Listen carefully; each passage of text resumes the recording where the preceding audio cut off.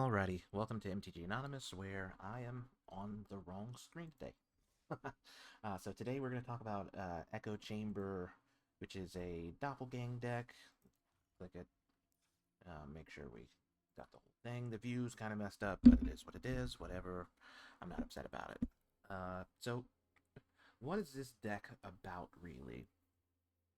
Have you ever thought about what happens when you copy Doppelgang 3 times? Well, you get to make 9 tokens. So in this deck, we want to basically run wild with Doppelgang. It's probably one of the most hilarious and just explosive decks that I've played in Historic so far. And it's really all about exploiting Doppelganger and abusing Enter the Battlefield effects, and also my favorite card, Alter the Brood. Anyways, if you like these kinds of decks, please like, comment, subscribe. Let's start. Actually, I'm going to change the pace up a little, and I'm going to start at the higher mana cost. And then, because most of the Enter the Battlefield effects are actually on the bigger cards, so let's go. First off, we have Displacer Kitten for 3 and a blue. It's a 2/2 cat beast with avoidance. Whenever you cast a non-creature spell, exile up to 1 target non-land permanent you control, then return that card to the battlefield under its owner's control. So basically how this works is we can bounce Risen Reef and use its ability again once we choose to use Doppelgang or Neoform, really, or Realm Baker or Alter the Brood. And then that allows us to get Alter the Brood triggers again. It allows us to get Risen Reef triggers again. Allows us to get Soul Herder triggers, etc., etc. Soundcloud Harbinger for 2 and a white. Excuse me, it's a 2/4 elemental horse. When this creature enters, conjure 3 cards named Sunscorched Desert into the top 10 cards of each player's library at random. Whenever a player plays a desert, that player draws a card, and you gain 3 life. So what's going on with this card? So basically, we want to play Soundcloud Harbinger, and then use Realm Breaker, the Invasion Tree, to be able to mill our opponent, and hopefully grab a desert, so that way we're able to gain life and draw cards. Skyclave Apparition for 1 white. It's a 2/2 core spirit. When this creature enters, exile up to 1 target non-land, non-token permanent you don't control with mana value 4 or less.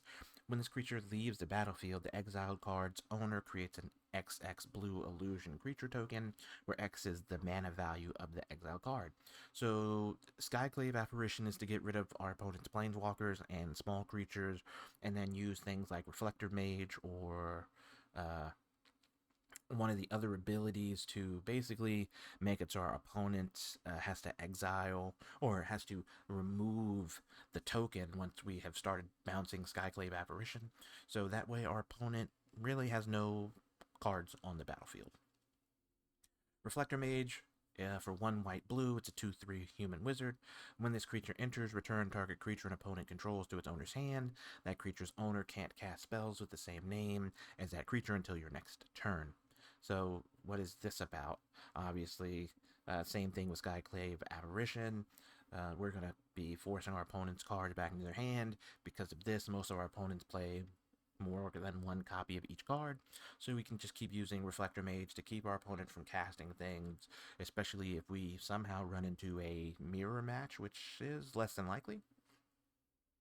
Soul Herder for 1, a white and a blue. It's a 1/1 creature spirit. Whenever a creature is exiled from the battlefield, put a +1/+1 counter on this creature.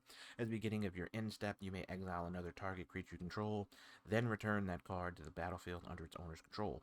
Again, we're going to use this to exile our originals, because our tokens would not come back if we did that. But exile our original Clone Crafter, Skyclave Apparition, Soundcloud Harbinger. Basically, 1, flood our opponent's library, 2, make more elementals for Risen Reef to trigger, and 3, make it so we're able to steal our opponent's stuff. Risen Reef for 1 green/blue, it's an elemental 1/1. Everyone knows this card from M20. Whenever this creature or another elemental you control enters, look at the top card of your library. If it's a land card, you may put it onto the battlefield tapped. If you don't put the card onto the battlefield, put it into your hand. So it will get to the point where we will actually want to keep lands in our hand. Just for the next turn, basically. Yes, most people would say, oh, but you don't get to draw a card, which this is not draw, so Sheoldred does not see the card entering your hand, but it's just really fun to play that way. Realm Breaker, the Invasion Tree for 3. It's legendary artifact. We don't use the bottom ability, so just for 2 and tap. Target opponent mills 3 cards, put a land card from their graveyard onto the battlefield tapped under your control. It gains, if this land would leave the battlefield, exile it instead of putting it anywhere else. So again, this with the Sound Cloud Harbinger are pretty much a combo that keeps our opponent from killing us, basically. Clone Crafter, excuse me, for 1 in the blue. It's a 1/2 human wizard. When this creature enters, conjure a duplicate of a random creature card from an opponent's library into your hand. It perpetually gains mana of any type, can be spent to cast a spell. So, our deck really doesn't do much if you think about it. Like, the only way we can win is to mill our opponent out. So, using Clone Crafter, we're able to take their win cons, possibly, and use them against them. This also means that if we doppelgang Clone Crafter, that means we'll get a whole bunch of our opponent's creatures and possibly win the game that way.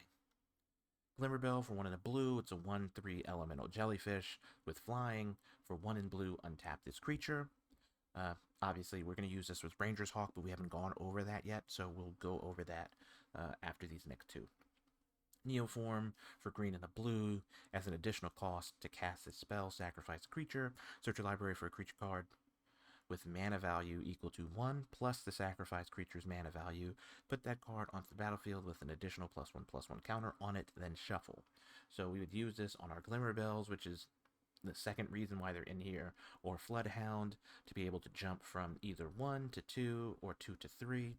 Displacer Kitten isn't really necessary, especially if we've casted our Neoforms, so we're not really worried about that to jump from 3 to 4. Then Doppelgang, which is the namesake of this deck, for XXX green-blue. So really, the lowest you'd ever cast is 4 is 5. For each of X target permanents, create X tokens that are copies of that permanent. So we would have at least 1 copy of Risen Reef, at least 1 copy of Sound Cloud Harbinger, and at least 1 copy of Clone Crafter. Or we would do 2 copies of Sound Cloud Harbinger if we've already used Doppelgang. It just depends on how our opponent does. So basically we want to make it so our opponent can't do anything because they're forced to draw the Sound Cloud Harbinger. The desert's created by Sound Cloud Harbinger. So now Ranger's Hawk. For 1 white, it's a 1/1 bird with flying. For 3 tap another untapped creature you control, enter into the dungeon, activate only as a sorcery. So Dungeon of the Mad Mage is the one typically we're going to go after. We can also do Lost Mine of the Fandelver, and really we just want to just roll through these as many times as we can, make tokens, so that way we continuously cast cards, really. The more mana we have, the more likely we are to get a good Doppelgang. And then this one doesn't really, this one really doesn't do much for us, so we would never use Tomb of Annihilation. Floodhound for 1 blue. It's a 1/2 elemental dog with 3 tap, investigate, and then the clue tokens make 2, sacrifice this token, draw a card. Really, we want to keep the clues as long as possible because we're going to just be abusing Doppelgang. If we don't have a Doppelgang in our hand, then that's when we would start popping the clues. And then finally, Alter the Brood. You know it, I love it.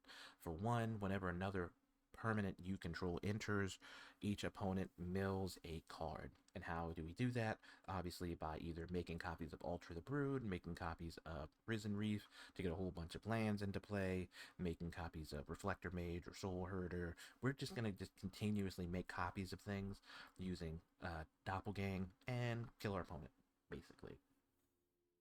So let's say you cast it for X equals 3. You target 3 creatures, you make 9 creature tokens. And when your board has enter the battlefield effects such as Risen Reef, Soul Herder, or Clone Crafter, it starts stacking up really fast. So what are the core cards in this deck? Obviously Soul Herder. This blinks a creature every end step, and each end step brings back each one of these flickers. So Soul Herder's here. Each time we flicker a Risen Reef, that makes this trigger go off. If we have more than 1 Risen Reef, that means it goes off more than 1 time. And then Risen Reef is our other core engine, which gives us a land every time an elemental enters. With Doppelgang and other elementals, this really snowballs very fast, which will fill our hand. Reflector Mage is the next one. It forces our opponents to put cards back in their hand, and they're not allowed to cast them. So if we're able to make, say, 3 copies of Reflector Mage, 3 of our opponent's creatures have to go back into their hands, and really they only have 4 more slots before they have to start discarding on the end of their next turn. And then finally, we can make copies of Alter the Brood, because that's just hilarious. Adds an extra mill angle, and then we can win the board by decking our opponent. So how do we do this? Obviously, early game, we can play things such as Ranger, Hawk, or Glimmerbell. Then we neoform them into the creatures that we want, or we can use clone targets. And then once we've got 2 or 3 key pieces on the board, we should be on turn 5, or at least have had 5 lands on the battlefield, so now we can start casting Doppelgang. There are 3 copies of Doppelgang, so obviously the whole goal is to copy Risen Reef until we have at least another copy, and then it snowballs. Backup tools and value. Floodhound gives us clues that we can use to draw cards. Clone Crafter offers unexpected targets from our opponent's deck, because we can also clone the cards because they're actual physical cards when we make Clone Crafter. So if they have good ETPs, we'll use those as well. Displacer Kitten, and really this allows us to loop even better with spells and flicker. Realm Breaker, the invasion tree, gives us inevitability, really, because we're going to force our opponent to mill out, or it allows us to get lands from their graveyard, so that helps us out as well. The more lands we get from their graveyard, the better Doppelgang is, and it just starts to snowball. Strengths, this scales very fast. Multiple win conditions, we can either win by combat, win by mill, or just lock our opponent out of the game until they quit, give up, basically. It's really interactive and can be very flexible. It's fun to pilot. When I tell you every game is completely different, it really makes a difference when you play this game a lot. Weakness, we need Doppelgang, really. We can win without it, but it's very difficult. It's vulnerable to sweepers. Removal can mess us up. Timing and sequencing is very important. If we don't have Risen Reef, then Doppelgang is more than likely not going to be useful, because that means we haven't been able to get enough lands out onto the battlefield. So that's really it for this deck.